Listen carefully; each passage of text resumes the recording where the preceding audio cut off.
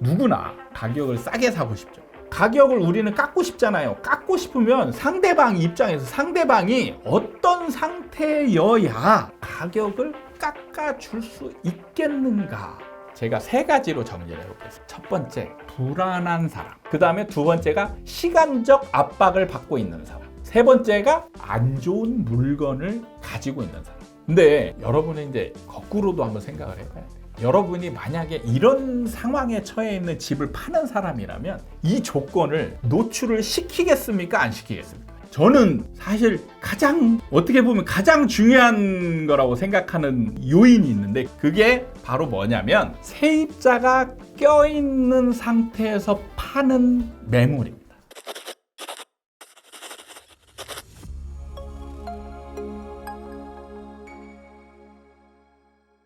하나, 둘, 셋.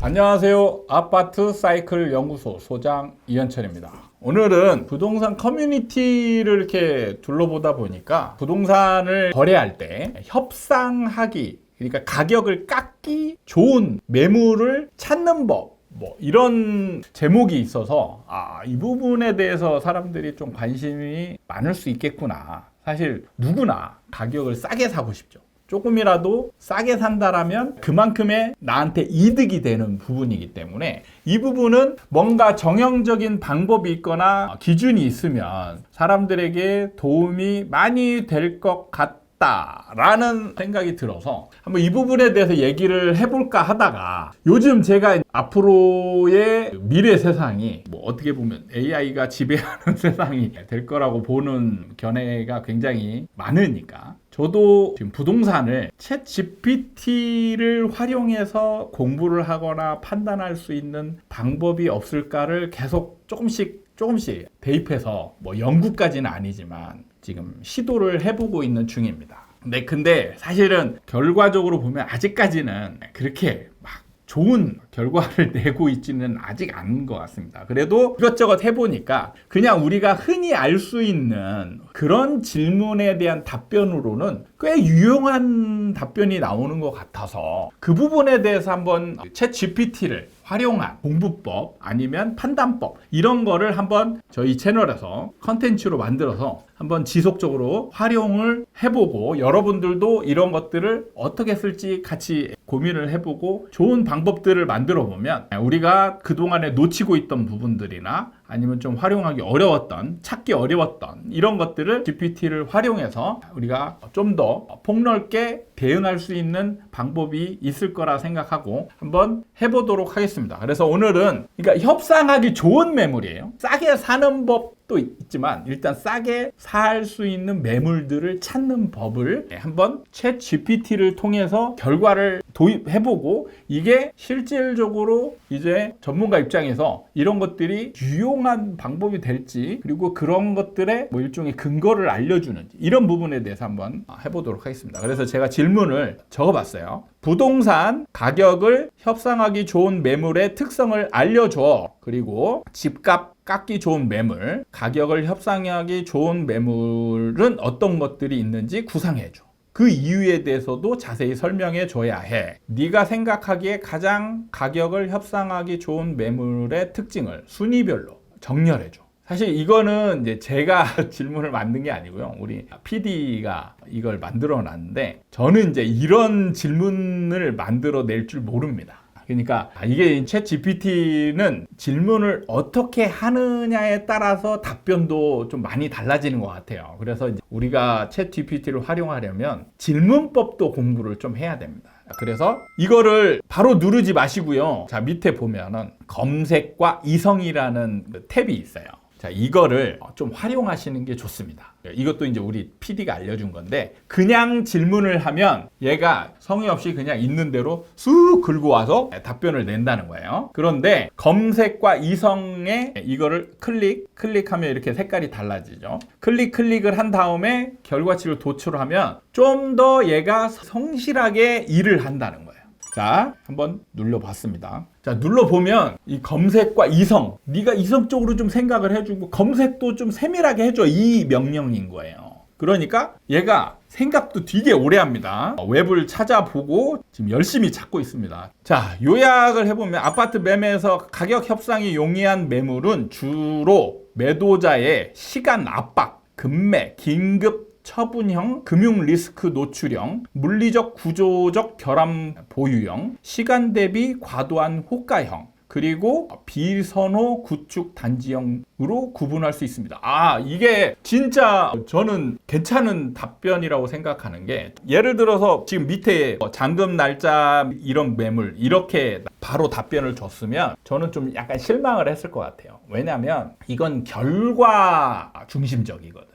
근데 결과 중심적은 사실 그때그때는 도움이 될지 모르지만 내가 이거를 써먹지 못하거나 아니면 이거를 활용하기 어려운 상태에 있을 때에는 결국에는 뭐냐면 원리적으로 접근을 해서 내가 생각을 해야 되는 부분이 있거든요. 그래서 원리를 이해하고 가는 게 훨씬 중요합니다. 근데 얘는 답변을 딱 줄 때 원리적인 부분을 딱 설명을 하고, 물론 질문에 그걸 넣었으니까 이제 그걸 답변을 해주는데, 여러분도 이제 질문을 할 때 원리적인 부분을 꼭 설명해 달라는 질문을 부수적으로 넣어주는 게 도움이 많이 될 겁니다. 그러니까 여기서 가격을 우리는 깎고 싶잖아요. 깎고 싶으면 상대방 입장에서 상대방이 어떤 상태여야 가격을 깎아줄 수 있겠는가, 이 부분을 알고 가는 게 좋지. 이게 매물이 이게 결과적으로 보면 이런 거에 해당하지 않을 수도 있잖아요. 그리고 여기에 그 결과적으로 나타나지 않을 것도 있어요. 그렇지만 내가 원리를 알면, 내가 봤더니 그런 매물에 해당하지 않지만 상대방은 지금 뭔가 가격을 깎아줄 수 있는 상태네 라고 내가 판단할 수 있는 다른 포지션이 있으면 그걸로 깎을 수 있는 거예요.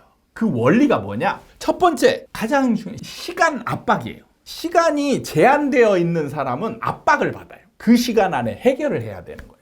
그 시간이 지나면 이 사람은 망하거나 아니면 굉장히 어떤 어려움에 처하거나 이런 상황이면, 이때 시간 압박 때문에 가격 협상이 들어왔을 때 그걸 감수하고라도 시간 압박 때문에 그걸 콜을 할 가능성이 농후하다는 거죠. 그 다음에 급매 긴급 처분형. 이거를 조금만 더 원리적으로 접근하자면 뭐냐면 불안한 사람. 그러니까 제가 세 가지로 정리를 해요. 첫 번째, 불안한 사람. 불안한다는 게 뭐예요? 가격이 떨어지거나 이 집에 대한 내 애착도, 이런 것들이 아주 떨어져 있고 그런 심리 상태에 있는 사람. 그 다음에 두 번째가 시간적 압박을 받고 있는 사람. 세 번째가 안 좋은 물건을 가지고 있는 사람. 그러니까 물리적, 구조적 문제점을 내포하고 있는 사람.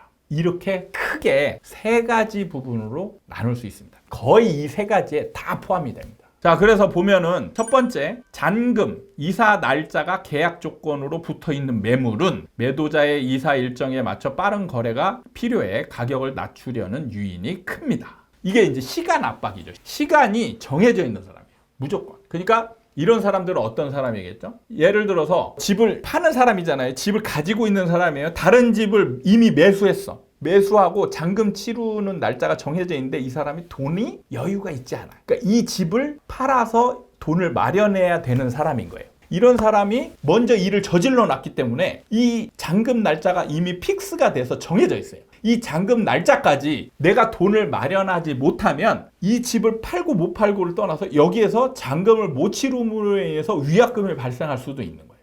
그렇죠? 이런 시간 압박. 근데 여러분은 이제 거꾸로도 한번 생각을 해봐야 돼요. 여러분이 만약에 이런 상황에 처해 있는 집을 파는 사람이라면 이 조건을 노출을 시키겠습니까? 안 시키겠습니까? 시키면 안 되죠. 그죠? 이 조건을 노출시키는 순간 상대방은 저 사람이 시간 압박이 있는 사람이네? 그죠? 응용을 할 줄 아는 사람이 돼. 반대편의 입장에서 내가 사는 사람 입장만 생각하지 말고 파는 사람 입장도 대보는 거예요. 그러면 내가 방어할 수 있는 건 또 뭐가 있나?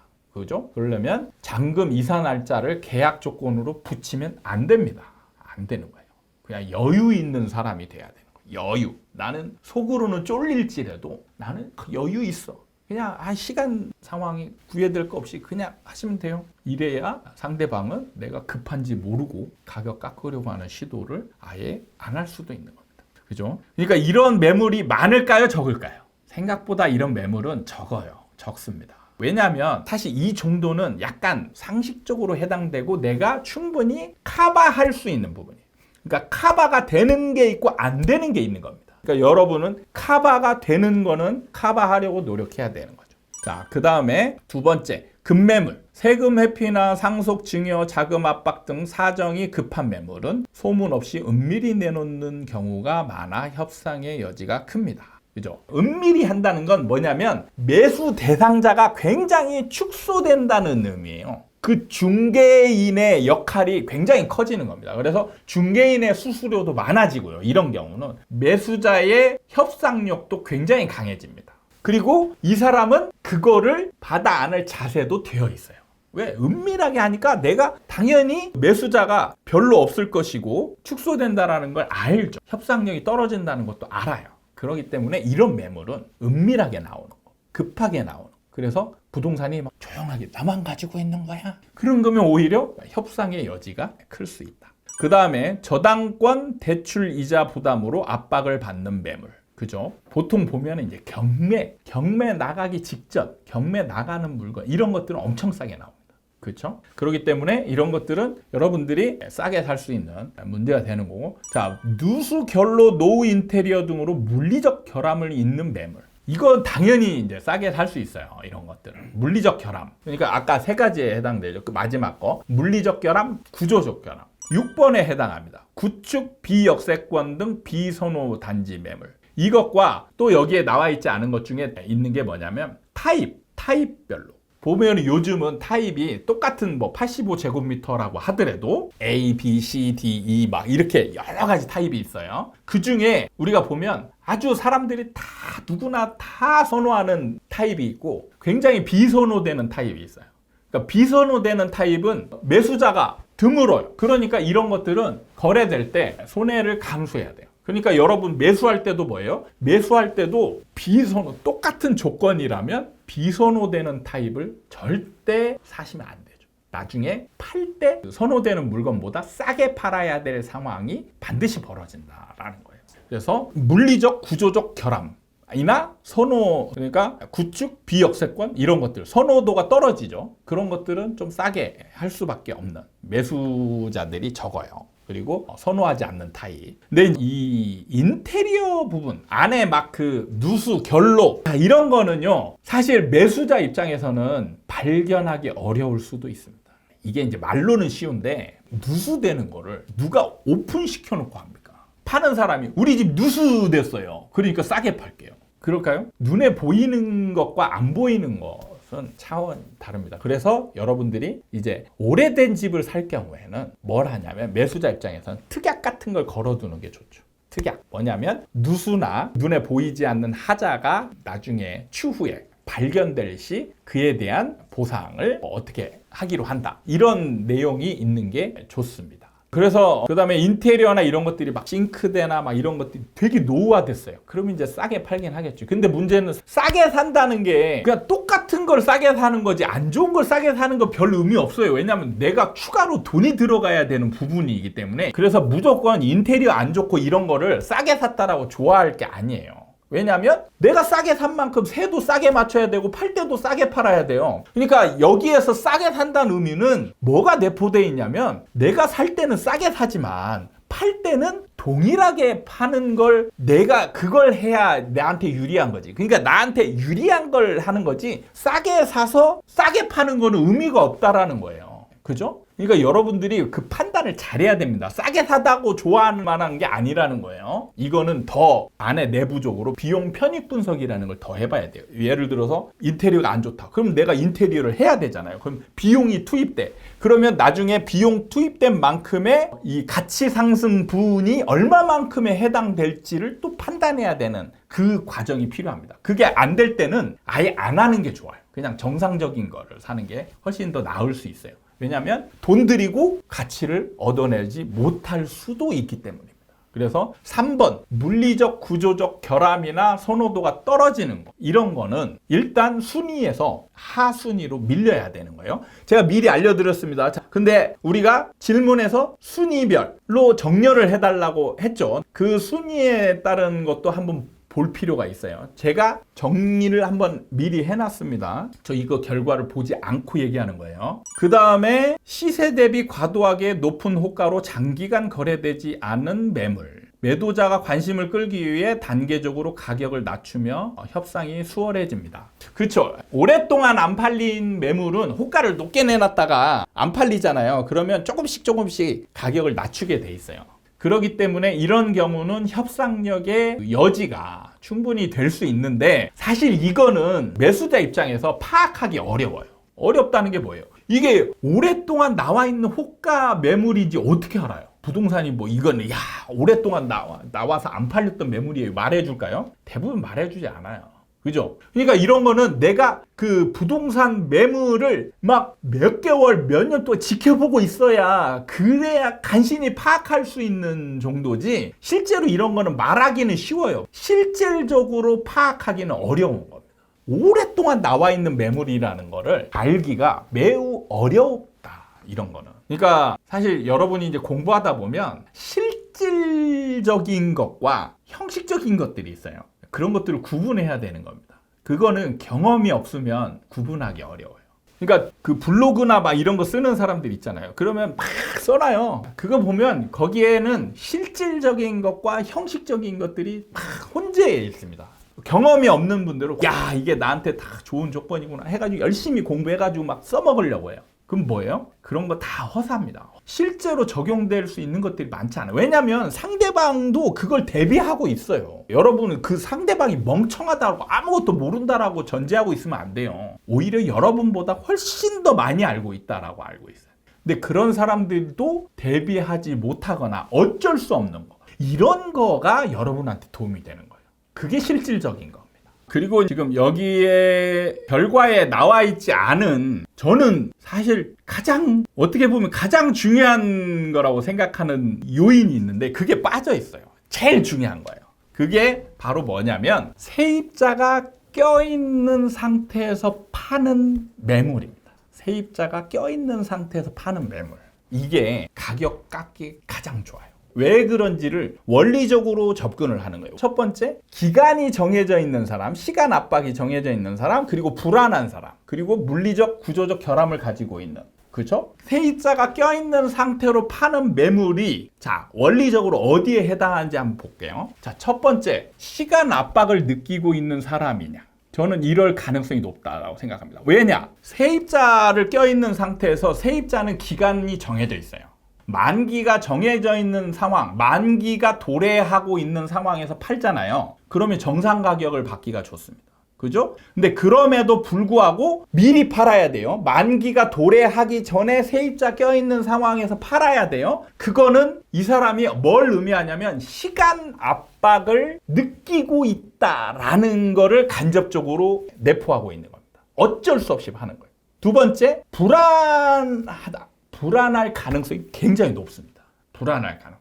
왜? 아까도 얘기했던 만기가 정해져 있어요. 그러니까 세입자가 나가는 상태에서 팔면 정상적으로 가격을 받고 이 협상도 굉장히 유리한 상황에서 협상을 할 수 있는데도 불구하고 스스로 불리한 지위. 그리고 여기에서 불리한 지위라는 건 뭐냐면 동일한 만기가 도래한 매물과 비교했을 때 투자자 입장에서 유리한 물건이냐 불리한 물건이냐.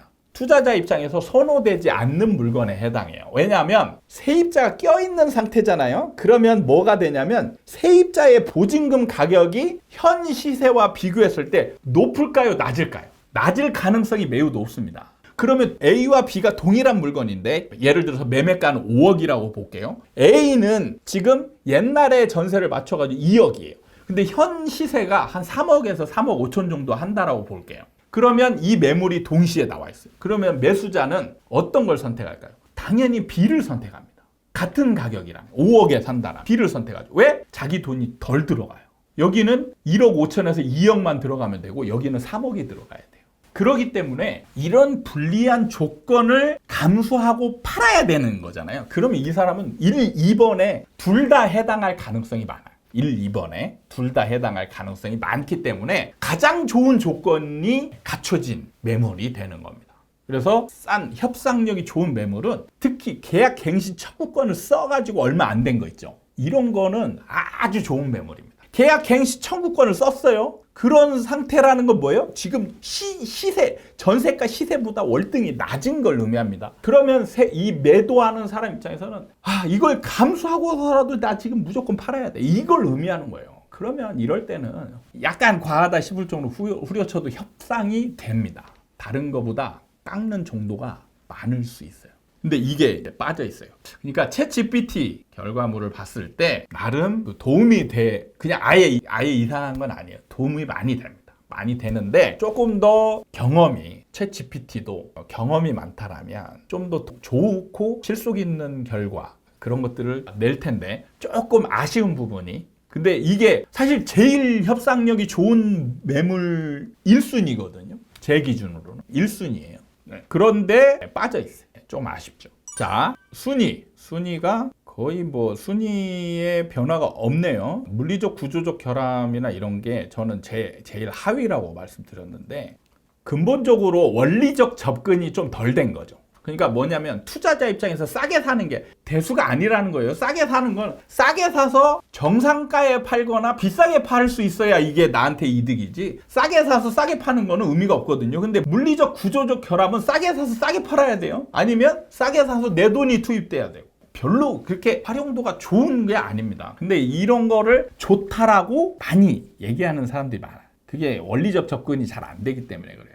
그리고 그거에 대한 비용 편익 분석이 제대로 안 돼서 그렇습니다. 가장 좋은 거는 정상적이거나 좋은 물건을 싸게 파는 거를 사가지고 정상가로 파는 거예요. 그러니까 경매 나오거나 이런 거 있죠. 이런 걸 싸게 사는 거. 아까도 얘기했지만 세입자를 끼고 있는, 특히 계약 갱신 청구권을 쓴 매물, 이런 것들은 싸게 사서 내가 가지고 있잖아요. 그러면 이 사람 만기가 되잖아요. 그럼 이 사람은 내가 무조건 내보낼 수 있죠. 계약 갱신 청구권을 썼어요. 그럼 내보낼 수 있습니다. 그런 다음에 정상가로 세입자 맞추면 내 돈이 바로 회수가 돼요. 이런 부분이 있기 때문에 굉장히 큰 메리트가 있는 물건이다. 이런 부분을 얘기를 해주고, 오늘은 좀 새로운 시도, 그리고 좀 장기적으로 우리가 챗GPT를 활용해서 공부할 수 있는 방법이 뭔지 저도 공부하고 여러분도 같이 공부하는 입장에서 한번 이렇게 접근을 하는 방식을 한번 가져와 봤습니다. 그래서 이거는 제가 시간 나는 대로 이런 거를 써먹을 만한 좋은 주제가 있다 싶을 때는 항상 이런 방식을 가지고 와서 여러분에게 해보도록 하겠습니다. 그리고 여러분 중에 이제 챗GPT에 좀 더 능숙한 사람이다 라면 이게 좋은 더 결과치를 도출해낼 수도 있는 여지가 충분히 있다라는 부분을 말씀드리면서 여러분에게 계속 도움이 될 만한, 지금 이렇게 시도하면서 조회수가 많이 빠지긴 했어요.